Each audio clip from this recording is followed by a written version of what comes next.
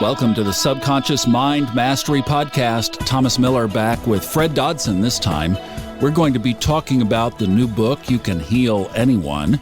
All the formats are out now. Hardback you can order directly from Fred's website, realitycreation.org. In fact, there's a link right at the top of his webpage right now, at least as the time of this recording. And then all the other formats, the paperback, the Kindle on Amazon, the audiobook on Audible and iTunes as usual. I'd like to do something different to start here. I've been hearing so many people are struggling and hurting, and even as we're recording this morning, the former Japanese prime minister was assassinated, and our world, it seems like, is just crumbling around us.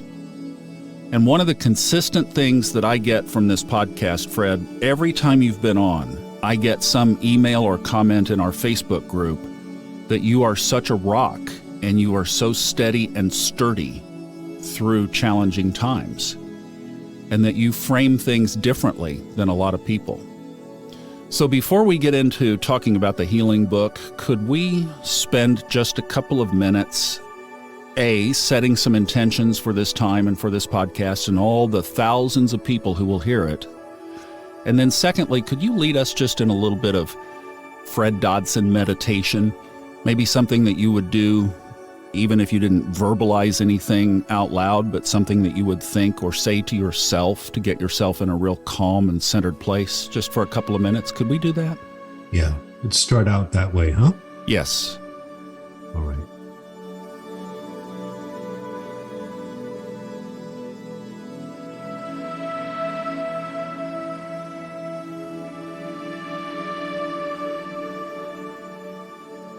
It is my intention for you and everybody listening,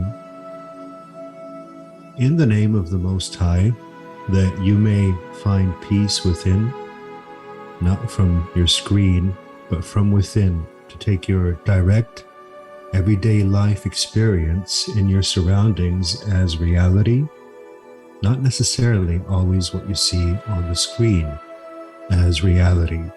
May you find good words for yourself and those around you.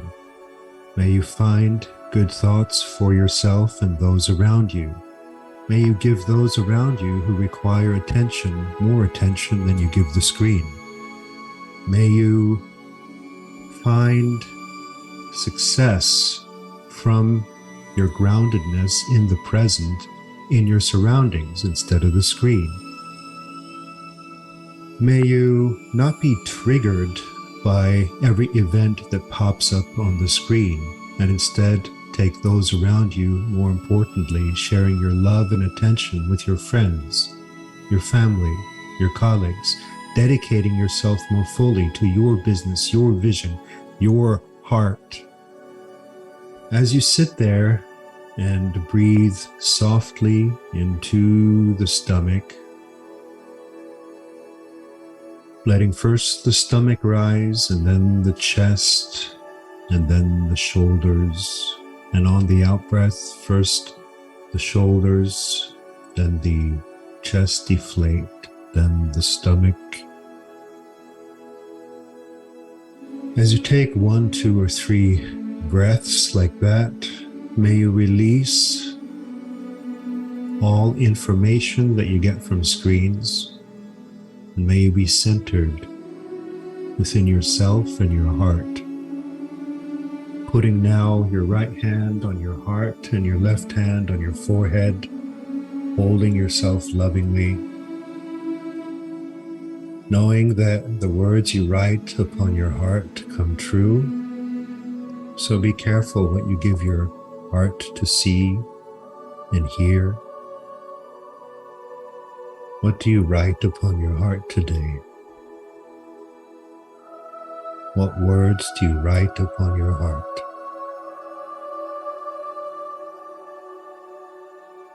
So be it. All right, Thomas. Beautiful. Thank you so much. Appreciate that. I think we all need that. And the last podcast before this one, Fred, I started a journey down the road of intuition. We're going to talk about Orlando here in a minute, but You and I even mentioned that in Orlando, and you added a little section to one of the days there to take everybody through some intuitive guidance. And if you don't mind, I'd like to just borrow while I've got you here. Would you say a few words to folks about intuition? The last podcast was a setup that we do have that voice within us. It is our guiding plumb line, basically, through these challenging times.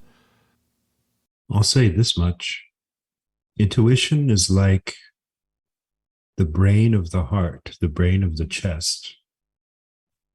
That's why we put our hands on our chest just now, and it processes things. Imagine it processes things millions of times more quickly than the mind.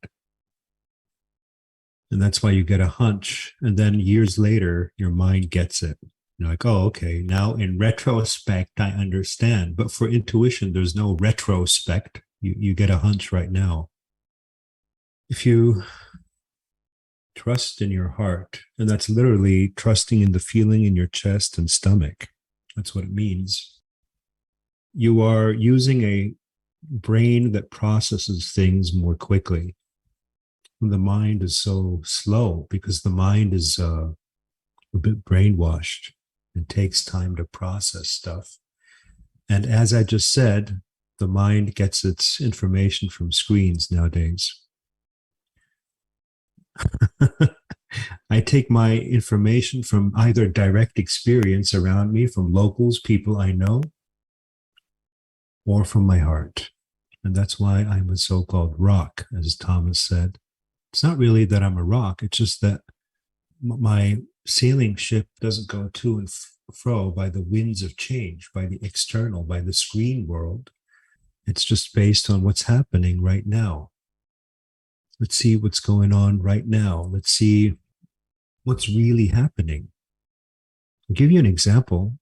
Not too long ago, I went from airport to airport and I was all alone, and it was kind of scary. Surreal, Twilight Zone scary. Why am I all alone here? And I got it. It's because I didn't take it from the screen that said, it's dangerous to travel. It's dangerous to travel. I took it from my heart and from direct experience. I go outside and I don't see animals falling down. I don't see homeless falling dead. I don't even see the supermarket cashiers fall dead. So what they're saying is happening on the screen is not really happening. I can see what's happening right around me. I take it from what's happening. That's just common sense, really. But most people nowadays, the majority, they take their cue from the screen. The screen tells them who they are and what they do. So if you want to get in touch with intuition, you got to feel around your chest and your stomach. Everybody knows the hunch if you calm down for a moment, if you just rest for a moment, if you just close your eyes for a moment, you just know. And you know truth versus false. You don't know truth versus false if you stare at a screen all day. I enjoy scrolling online. I love it. But too much of that, you can start getting confused because there's all kinds of contradictory information out. And soon, if you spend a long time online, soon you're not going to know truth from false. You're not going to know it. Okay? Intuition will be gone. You'll be full of judgment and anger. The other day, my wife got really angry about something she saw online. I said, how does this relate to your life? How does it affect your life? Why are you so angry? It's never going to affect you. It has nothing to do with you. You don't even know if it's real. It could be propaganda. You don't even know if that's real. It could be staged just to make you angry or to solicit money. So, reserve judgment. That's another one. Observe. Don't judge so quickly, because if you judge, there's no intuition. Observe first. Later, you can judge. I judge a lot, but much later. First, I observe and I look, and people get triggered too quickly. You know, this event happens, like, I got to sell my Bitcoin, buy gold, sell silver, whatever. You know, it's all nonsense, really. It's all just so much nonsense. This is a great parlay to what we're going to talk about with the book. You Can Heal Anyone. But one of the things that I was going to ask you is I didn't realize the full scope of your upbringing, being raised in a family where your dad was a Pentecostal minister. But I'm curious, from even that background, what were some of the first things that you did way back early years of your life to start to shift from that kind of upbringing to where you were being led and guided by that voice, that gut feeling? I was lucky to have all kinds of experiences, and in part, probably because there was so much going on in my family. My father's practice was very spiritual too, even though I rejected it.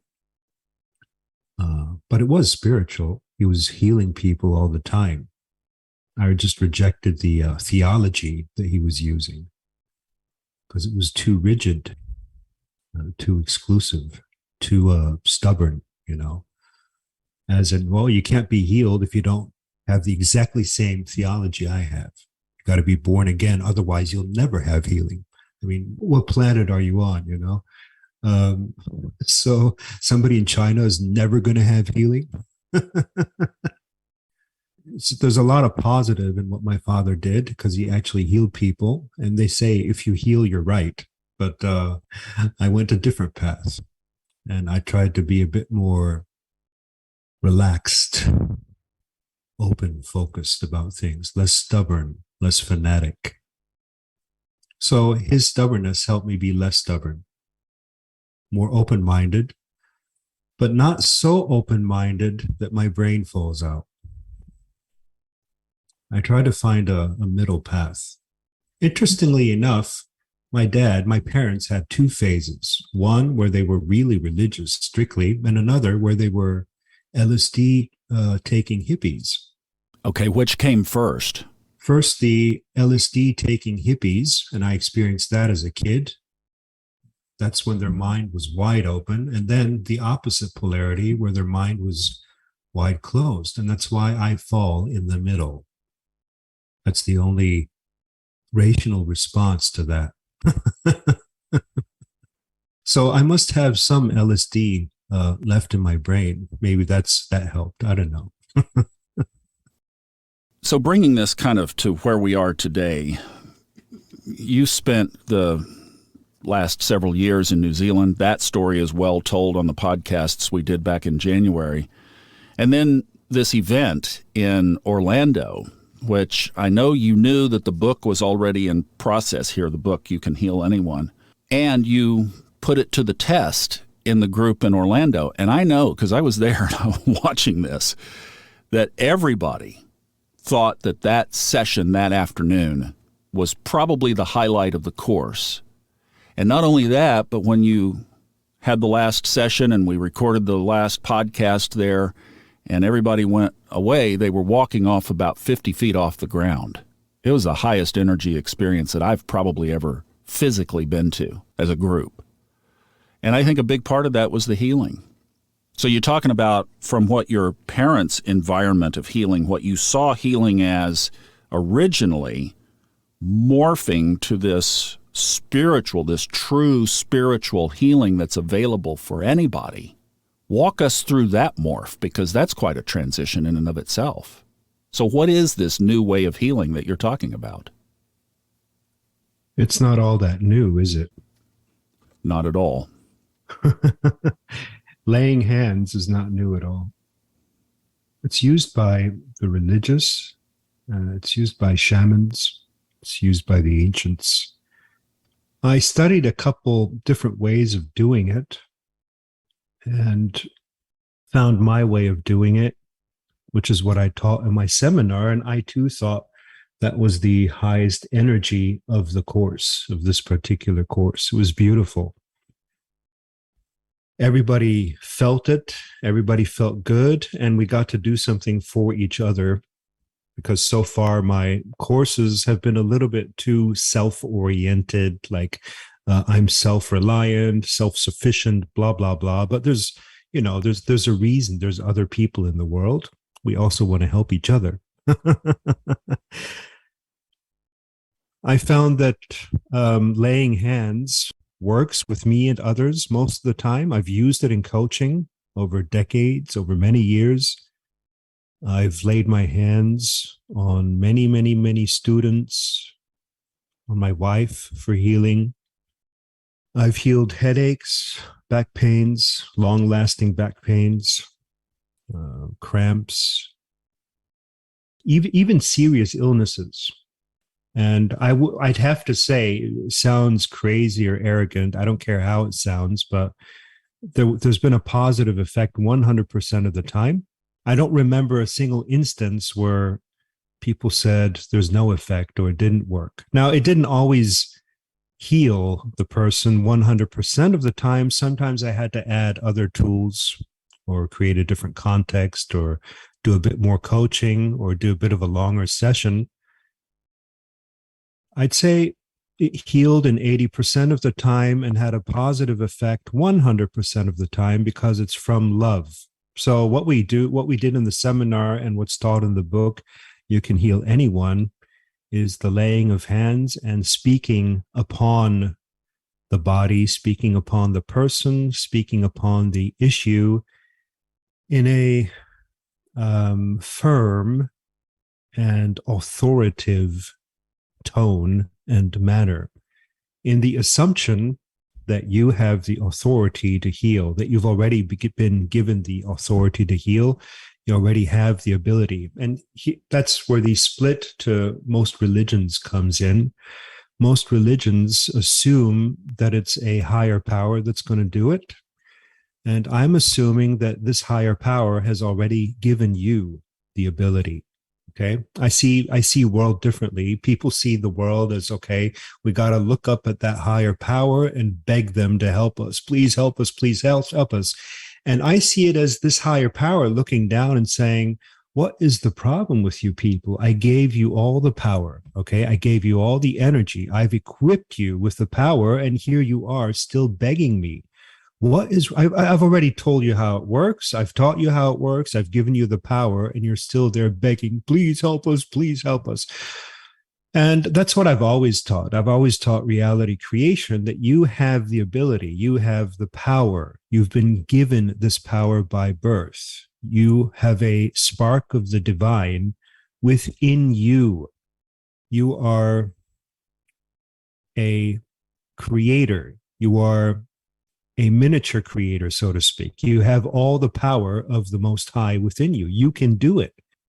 I discovered that people are much too timid and they just don't know who they are. So a question I started asking 1 year ago and that I now keep asking is, do you not know who you are? Who do you think you are?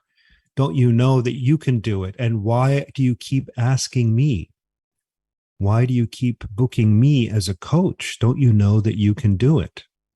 And it doesn't matter. They keep booking me anyway, and that's okay. That's fine. But that's my message. You have the power. And sooner or later, people will have to take responsibility for their power. And that's when the world becomes this better place everybody's been dreaming of, this new earth, this golden age, this whatever. In Orlando, when you did this live, there were 50 people, and everybody got together in groups of, I think, like 8 or 9, something like that, or maybe it was 6. There were several groups around the room, and there would be the one person in the middle, and then everybody else would lay their hands on that person on areas where they needed the healing. You mentioned the authority, and that's what, as I was reviewing that scene in my mind of that afternoon, everybody went into that exercise as though it was a done deal. No questions. You had set that up so well that the confidence in those groups of 6 or 8 people was just so high that they were, in essence, going through the motions of what had already taken place. Well, the previous exercises set up the second day exercise. That's why I put it on the second day. You're set up in that direction. That's why it's good to visit a live course. I have uploaded the first and the second day to my website, by the way. You can access them in the member section. However, it is set up on the one hand. On the other hand, this is also inherent, as I just said. It's by birth. People know it intuitively. They know they can do it. We already do it intuitively. The soldier does it with the wounded soldier on the field. The mother does it with her child. We do it with pets. We do it when we have a toothache. We lay our hands. So everybody, even though nobody taught us this, the Pfizer and Moderna and Johnson & Johnson did not teach us laying hands. Everybody knows how to do it. School didn't teach it to us. Everybody knows how to do it. From where do we know it? I don't know. Intuitive memory or genetic memory, I don't know. So it's not all that unusual. It seems unusual because nobody teaches it anymore. If we learned how powerful we are, it would be the end of the so-called medical industry.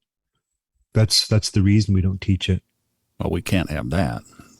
No, we couldn't have that, no. So it begs the next question that I know people would be asking if they haven't been exposed to this material is, do you have to be in a group? Do you have to be in a course? Or can you heal yourself? And that is Chapter 5, self-healing. So obviously the answer is yes. Well, you can absolutely heal yourself. It is more easy in a group because the more people, the more energy. Imagine this energy in a sports stadium. They invest so much energy into the game. Imagine in the center of that field is somebody who needs healing. They'd be healed in an instant. And sometimes the conspiracy theorist in me imagines that there's some kind of energy harvesting going on, underground or something. Every time people cheer, let's harvest, because that is powerful energy. Yeah. So it could be used for the positive. Group energy. You could go to the hospital as a group and speak words of healing on the person, or imagine the person healthy, or lay hands, or all three, and many other things that I do. I love it when people don't overthink it and they just get it. And I know you have even testimonials in the book that you had been accumulating before you wrote the book. You have more on your Telegram and Twitter channels of people that have responded to since the book and audiobook are out. Let me just read you one that came up in our Facebook group. Somebody that didn't overthink it, just got exposed to it, went out and did it, and listen to this. She said she was at work and her shoulder was very sore, and she talked about the condition behind that later in the thing here. She says she has lymphedema. So her whole back had been in pain for weeks, and she'd been using a massager, an electronic massager to try to get it out. And then she said she recalled something she watched recently about the type of pain being a symptom of spiritual charges, that massaging would not be the answer. Now, before I go on, do you see that where these pains are tied to some kind of, say, spiritual or past condition? Yeah, they're like energy balls. I call them energy balls. If you're religious, you could call them demons. But they're energy balls, essentially. Electrical charges. Absolutely. Yeah. So she heard about your technique. She heard that she could do it to herself. So she closed, this is what she said, I closed my eyes, took a deep breath, and brought my hands into the prayer position. I held this for about a minute, and when I released it, the pain was gone. It has gone from being almost unable to move my arm to now no pain in a minute. And in the next morning, still no pain. And she went on to elaborate with me after I asked her a little bit more on details, and she said she had another cycle where it came back, she did the technique, it went away again. I love that she is just so new to this. She's like, okay, this is going to work, and she did it, and it did work. That's huge. She's using a massager, and the massager didn't work. Well, I commend her for giving it a go, giving it a try. I say that in the book. You just give it a try, regardless of whether it works or not, just give it a try. When you learn to drive a car, you just give it a try. If it doesn't go perfect at first, you don't say, "Oh, I'm going to quit." You just keep trying and you get better.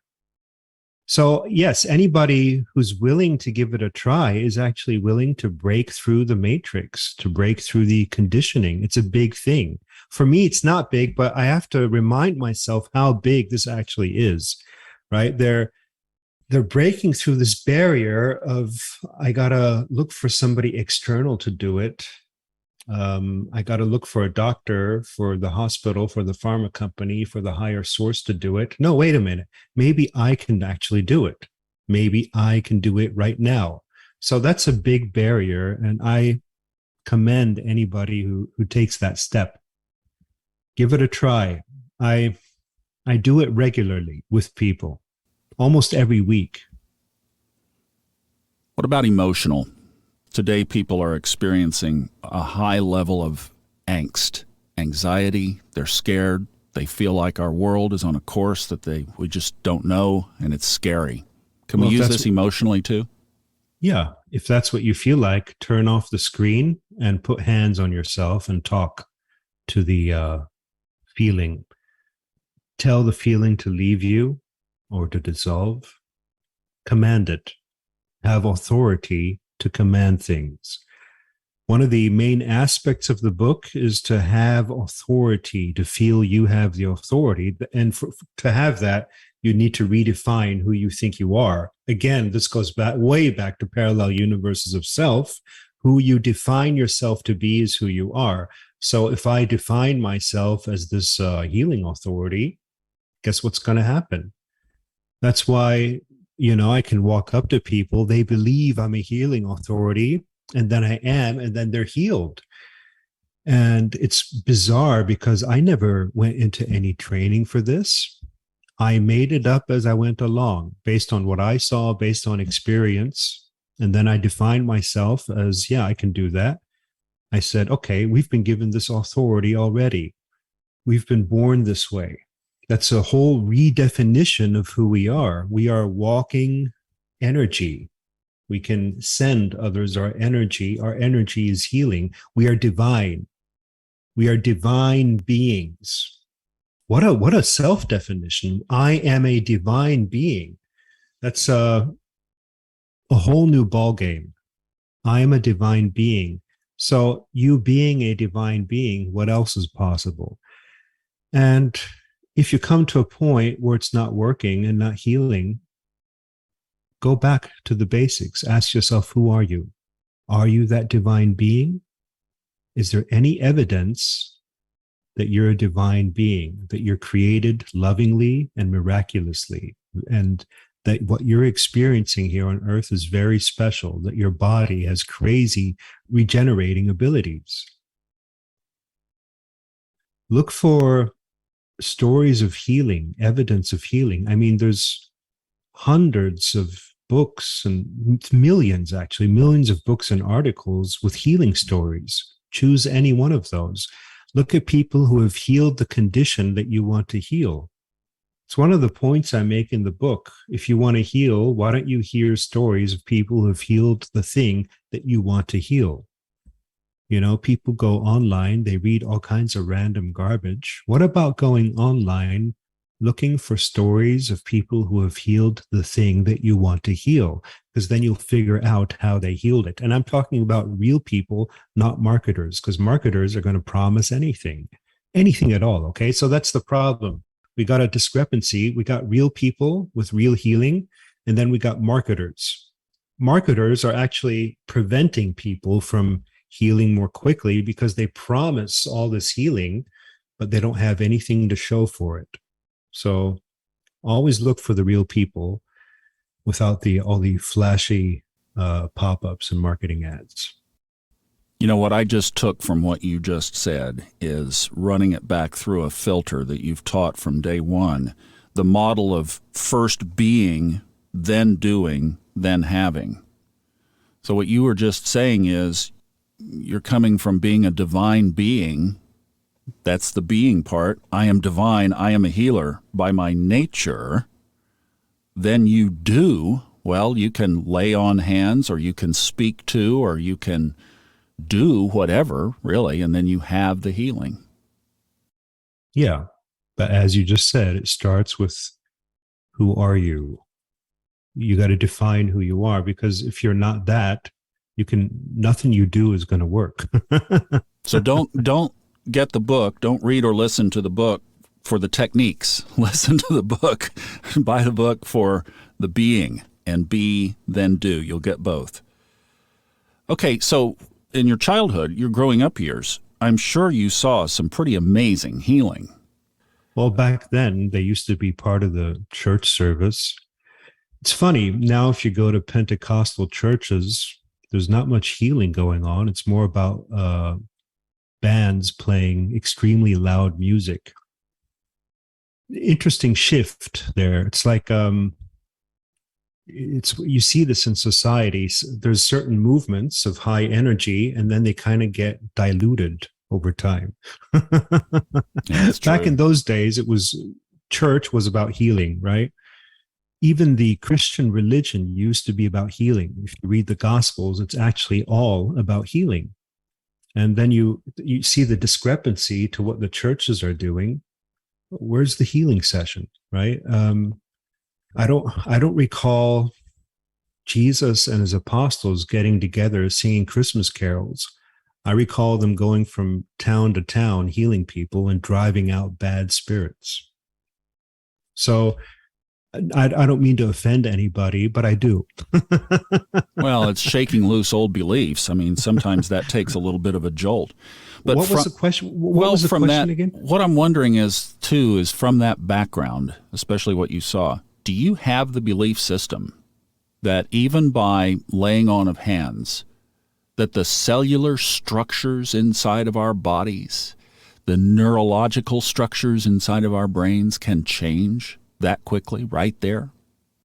I saw limbs regrow. That was probably the most amazing thing I saw. Now, wait a minute. You saw this with your eyes. Yes. However, not instantly. It took a couple of weeks. Well, that's okay. We are in this structure after all. But seriously, you saw limbs regrow. Yes. Look, I'm skeptical of this instantaneous thing that you often find with these new agers. Sai Baba manifested it instantly. The reason is divine energy works like a seed. And a seed is effortless growth, but it's not instant. It takes some time, right? So I have had instantaneous healing, but in those cases, the seed was already set long ago, in my opinion. Okay, the belief, the intention was set long ago. And my healing then is just the last thing for the plant to pop up and sprout. So I've seen limbs regrow. I've seen cancer healed. I've seen Alzheimer's healed. Wow. I've seen it, and it happens. And I've seen it with my dad when I was a kid. I've seen it with myself as a coach. I've seen it with people you wouldn't expect it from. The ancients did it. The Aborigines did it. It's nothing that wow, to be honest. We have to get away from all this propaganda. I mean, it's only wow from a last 100 years perspective. The last 100 years kind of ruined our perspective on things. Everything before 100 years ago, we call ancient, and it's actually when people practice the stuff in a common manner. And now it's all wow, because we're brainwashed through scientism, which is a religion in and of itself. The religion of scientism, whereby this leads to that and this causes that, and then you take these pills for that and that. It's a belief system. And sometimes it works, sometimes it doesn't. I've had letters from listeners who have said that they've been through the challenging years of their life. I went through it twice after my 2 divorces, where medication helped. And I understand what, for example, SSRI medication does to the neural pathways of the brain. It helps rebuild serotonin, and serotonin rebuilding can get you back on track. So, I get the value of things, but boy, if we can do it naturally, oh, how much better. And I'm sure how much more permanent with no side effects. Yeah, I understand it too. I appreciate it. I have nothing against it. But I always try to avoid it in order to build my natural abilities. So I've gone through some pretty hard times. People would call it unnecessary suffering because I wouldn't take a painkiller. But at the end of the day, I think I have less suffering because I've learned to do it on my own. Okay, so there was great suffering back in my 20s. I go, but today, I don't get those pains. They're transcended, I don't know. I can't, who am I to judge this or that path? Do whatever the heck works. Yeah, right. Exactly. But this is a great tool to have in the toolbox for sure. Fred, you cracked the code on this one. I'll tell you, this is a book that everybody needs in their library, and it's something that you'll pull out, you'll reread, you'll reintegrate the techniques, you'll replumb the line, and there's not one of us listening that doesn't have either something within ourselves or somebody we know or love or a very good friend who could use this work. So thank you for doing this. No, you're very welcome. It's the first classic I've written since Levels of Energy. So I'm super happy about the book. Classic, what I mean by classic. Oh, people say, goodness sakes, there are so many. Where do I start? Levels of Energy, Lives of the Soul, Parallel Universes of Self, You Can Heal Anyone. Yeah, exactly. The classics. The classics. The big 4. All right. Well, thank you for the privilege of narrating it and putting your words onto Audible and iTunes, and we will look forward to what comes from your computer keyboard and your mind and your soul next. All right. Be well, everybody. Be healthy, and thank you. So again, the name of the book, You Can Heal Anyone. If you want to hear the audiobook, the typical places, Audible and iTunes, Amazon for the paperback and the Kindle, and then if you'd like the special high-quality hardcover, realitycreation.org. And he's right. This one is one of the classics. Now it goes up in that upper tier of what Fred Dodson books should I definitely get? Add this one to the list. And what a beautiful interview, too. Fred, thank you for being in a great space today and for sharing that meditation to get us all started. We'll come back to that in and of itself many times. I wish you the very best healing journey for all of you. And again, as this is being recorded in 2022, every Sunday night at 8 p.m. on either our Facebook group, which is the Subconscious Mind Mastery Podcast Listeners Group in Facebook, or on the Fun Astrology Podcast YouTube channel, 8 p.m. Eastern Time every Sunday night. We've been going almost a full year. We do a healing convergence meditation together. 8 p.m. Sunday nights. It's live. You are welcome to join us from either location. So now we've been able to add a healing journey too. Enjoy the journey. I'm Thomas Miller. On behalf of Fred Dodson, thank you for listening, and be well.